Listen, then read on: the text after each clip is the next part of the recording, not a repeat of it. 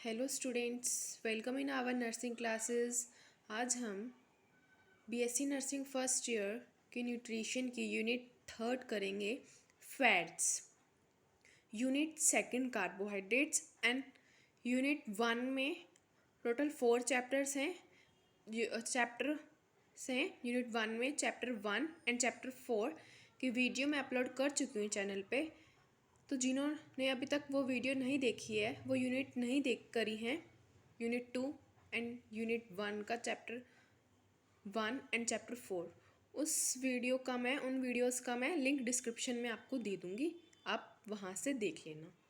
आज हम स्टार्ट करेंगे यूनिट थर्ड, जो कि है फैट्स। सबसे पहले हम देखते हैं फैट्स क्या होता है। A small amount of fat is an essential part of a healthy balanced diet. Small amount में फैट का होना ज़रूरी होता है हमारे एक हेल्दी बैलेंस डाइट के लिए। स्मॉल अमाउंट में ही, लार्ज अमाउंट में नहीं होना चाहिए, क्योंकि अगर हम लार्ज अमाउंट में फ़ैट लेते हैं तो उससे भी हमारी कई बीमारियां होती हैं, लाइक ओबेसिटी हो जाती है, हार्ट की बीमारियां हो जाती है, कैलोरी ज़्यादा हो जाती है तो हार्ट की बीमारी हो जाती है। तो कई बीमारियां लग जाती है अगर हम लार्ज अमाउंट में फ़ैट को इनटेक करते हैं। बट स्मॉल अमाउंट में असेंशियल है हमारी एक हेल्दी बैलेंस डाइट में फैट। ठीक है, fat is a source of essential fatty acid which body can not make it self. Fat एक ज़रूरी सोर्स है किसके लिए? फैटी एसिड के लिए।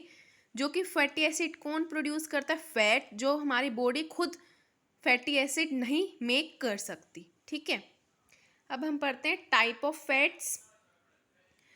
Type of fats, two types ही होते हैं fats, visible fats and invisible fats. Visible fats आप नाम से ही देख रहे हैं, आपको समझ आ रहा होगा। विजिबल मतलब जो अपने नेक्ड आई से देख सकते हैं। नेक्ड आई से कैसे देखो, मतलब नेक आई से कैसे देख सकते हैं, मतलब हम मेज़र कर सकते हैं कि हम फैट कितना टेक कर रहे हैं, इनटेक हम कितना अपनी डाइट में ले रहे हैं। फैट को हम उसको मेज़र कर सकते हैं, वो होते हैं विजिबल फैट। और इनविजिबल फैट क्या होते हैं? जो अपने नेक्ड आई से नहीं देख सकते, मतलब हम उनको मेज़र नहीं कर सकते कि हम कितना इस चीज़ के साथ फैट को अपने डाइट में ले रहे हैं, हमारे अंदर कितना फैट जा रहा है। तो जिसको हम मेज़र कर सकते हैं कि हमारे बॉडी में फ़ैट इतना जा रहा है, उसको हम बोलते हैं visible fat. Visible fat are those fat which are separated from natural sources. जैसे एग्जाम्पल, घी फ्रॉम मिल्क। हम मिल्क से घी बनाते हैं घर पे, नट से ऑयल निकलता है। तो ये सारे विजिबल फैट्स हैं जो कि हम, जैसे मिल्क से घी निकल तो आप घर में बनाते हैं, नेचुरल सोर्सेज से जो होते हैं। So it is easy to estimate their intake in daily diet. हम इसको एस्टिमेट कर सकते हैं कि हम डेली डाइट में कितना इनटेक कर रहे हैं। जैसे हम सब्जी में डालते हैं घी, रोटी पे भी लगाते हैं, तो हम सारे इनटेक, मतलब हम इसको एस्टिमेट कर सकते हैं। इनविजिबल क्या होता है? जिसको हम एस्टिमेट नहीं कर सकते कि हम कितना इनटेक कर रहे हैं अपनी डाइट में। Invisible fats are those fats which are not visible to naked eye. It is difficult to estimate their intake. Example, cereals, जो सीरियल्स होता है जैसे दलिया, पल्सीज, नट्स, मिल्क, इनमें सब में फैट होता है। तो हम इसको नहीं देख सकते कि हम पता लगा सकते हैं पल्सीज में कितना फैट होता है, सीरियल्स में कितना है। तो हम ये इनटेक कर रहे हैं लेकिन हमें पता नहीं है कि हम कितना कर रहे हैं। लेकिन हम सब्जी में डाल रहे हैं तो हमें पता है वो कि हम कितना डाल रहे हैं, तो हम कितना इनटेक कर रहे हैं। तो ये थे हमारे types of fats.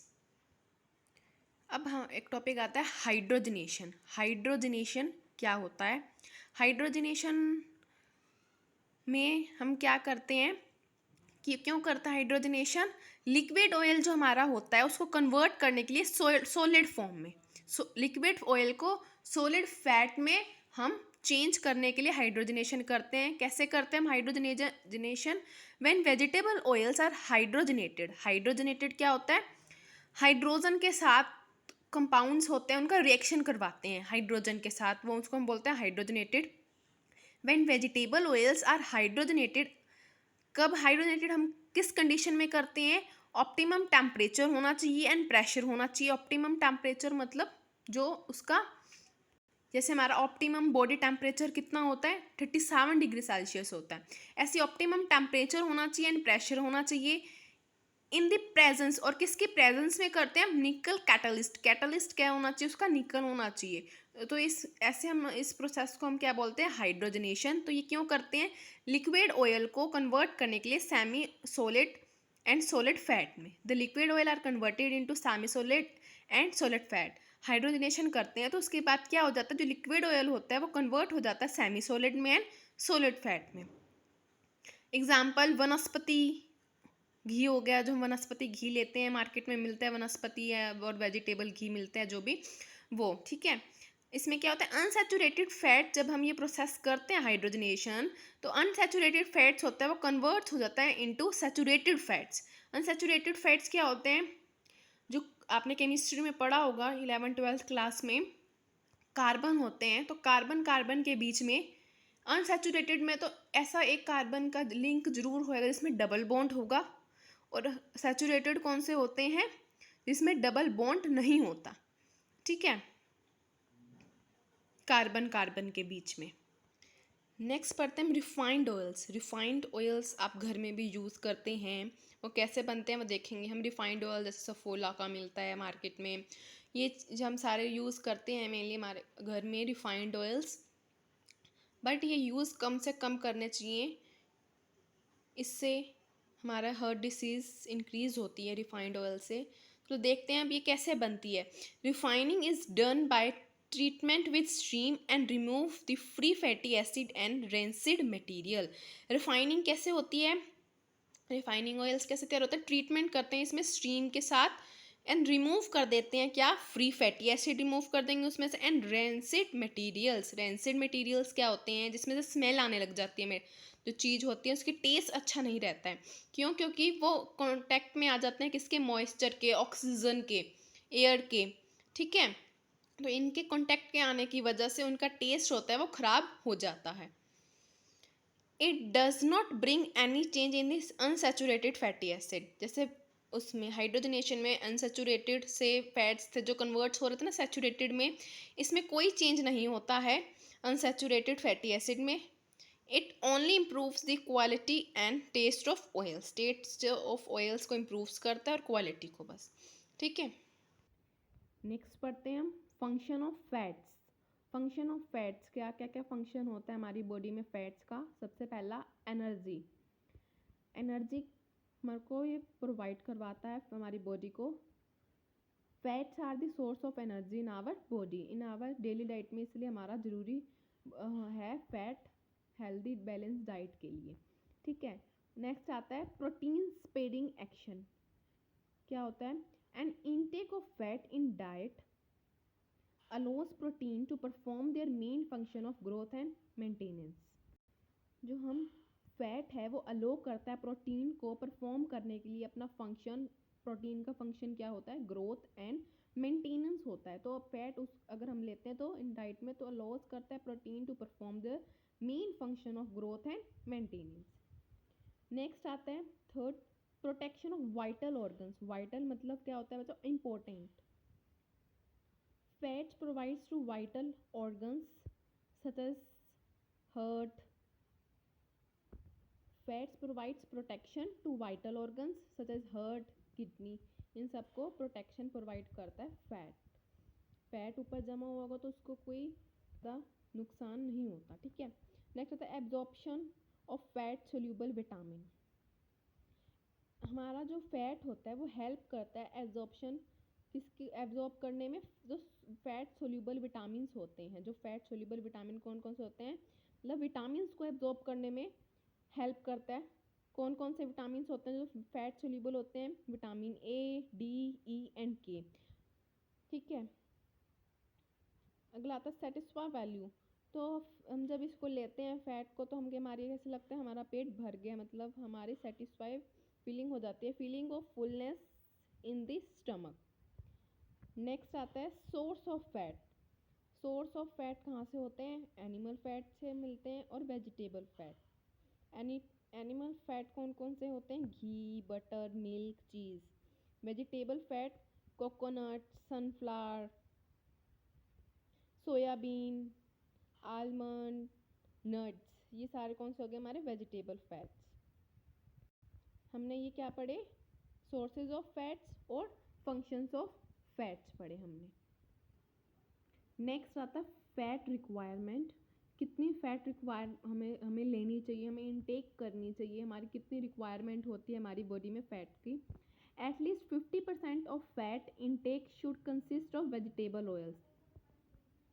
50% fat intake करते हैं, हमें वेजिटेबल ऑयल के साथ 50% फैट इनटेक करनी चाहिए। मतलब वेजिटेबल्स ऑयल होते हैं इसमें 50% फैट होती है, मतलब हमें वेजिटेबल ऑयल्स इतना लेना चाहिए कि हमारे 50% हमारी डाइट में हो जाए।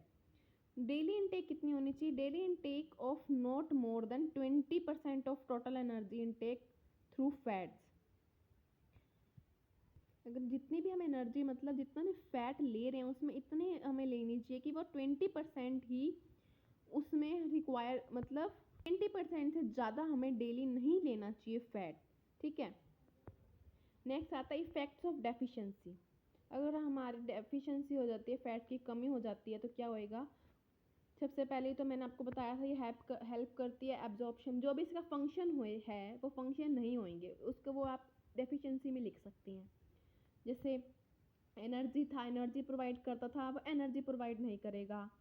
प्रोटेक्शन ऑफ वाइटल ऑर्गन्स थी, वो प्रोटेक्शन नहीं करेगा। एब्जॉर्प्शन करता था फैट सोल्यूबल विटामिन का, वो एब्जॉर्प्शन नहीं करेगा। एब्जॉर्प्शन नहीं करेगा फैट सोल्यूबल विटामिन का, तो हमारे बॉडी में विटामिन की कमी होने लग जाएंगी, फिर और बीमारियां लगेगी हमें। जैसे विटामिन ए की कमी होगी तो नाइट ब्लाइंडनेस हो जाएगी, विटामिन बी की होगी तो बेरी, सी की होगी तो स्कर्वी, डी की होगी तो रिकेट्स। जैसे फैट सोल्यूबल करता है ये तो सिर्फ, ठीक है। तो ए, डी, ई एंड के, इनकी कमी हो जाएगी। सिर्फ ये तो फैट सोल्यूबल को एब्जॉर्ब करता है, तो ए की हो जाएगी तो नाइट ब्लाइंडनेस, डी की हो जाएगी तो रिकेट्स हो जाएंगे। तो मतलब इनकी चारों की फिर कमी हो जाएंगी, तो फिर एब्जॉर्ब ही नहीं करेगा, फैट की कमी हो जाएगी, तो फिर हमारे एब्जॉर्प्शन कम होएंगी फैट सोल्यूबल विटामिन की, तो फिर क्या होएगा, विटामिन की भी हमारे बॉडी में डेफिशिएंसी होएगी और फिर और बीमारियां हमें लग जाएंगी जो विटामिन की कमी से होएंगी, ठीक है।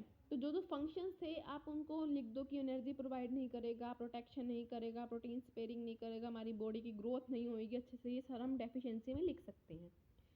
और एक बीमारी करता है deficiency of essential fatty acid in diet leads to condition, जिसको हम कंडीशन कर दे, अगर फैट की कमी जाती है तो उसको हम बोलते हैं टॉड स्किन हो जाती है, निशान हो जाते हैं सारे स्किन पे, स्किन खराब हो जाती है मतलब, ठीक है। उसको हम क्या बोलते हैं, टॉड स्किन।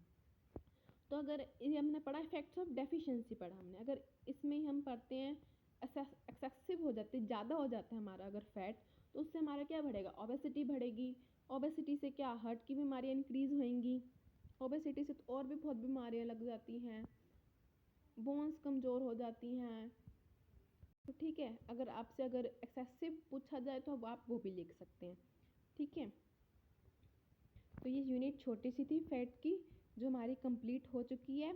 इसमें हमने क्या क्या पढ़ा, फैट्स क्या होते हैं, types of fats, hydrogenation, refined oils, functions of fat, sources of fat, fat requirement, effect of deficiency, हमने ये सब पढ़ा। तो यूनिट होगी हमारी कंप्लीट। आप अपने नोट्स अपने नोटबुक में राइट डाउन कर सकते हैं, इससे बाहर आपको लिखने की कोई भी नीड नहीं है, इतना सफिशिएंट है। इस नोट से बाहर आप एक अक्षर भी मत लिखना चाहे, तो कोई भी आपके मार्क्स नहीं कट कर पाएगा बच्चे, ठीक है। ऐसे ही मैं आपको नेक्स्ट यूनिट करवाऊंगी नेक्स्ट वीडियो में। अगर आपको वीडियो अच्छी लगी हो तो लाइक कर देना, चैनल को सब्सक्राइब कर देना, नोटिफिकेशन बेल आइकन भी ज़रूर दबा देना, जिससे मैं आपको नई यूनिट जब करवाऊंगी, नया वीडियो डालूंगी तो आपको नोटिफिकेशन मिल जाएगा। और यूनिट 2 कार्बोहाइड्रेट एंड यूनिट 1 है जो उसका चैप्टर, उसमें 4 चैप्टर्स हैं, चैप्टर 1 एंड चैप्टर 4 की मैं वीडियो अपलोड कर चुकी हूँ। तो जिन्होंने वो नहीं देखी है, मैं उनके लिए लिंक डिस्क्रिप्शन में दे दूँगी, आप वहाँ से वो देख लेना और नोट्स अपने साथ साथ तैयार कर लेना, क्योंकि इससे बाहर आपको कुछ भी लिखने की ज़रूरत नहीं होगी, सफिशिएंट है ये, ठीक है। Okay students, thank you.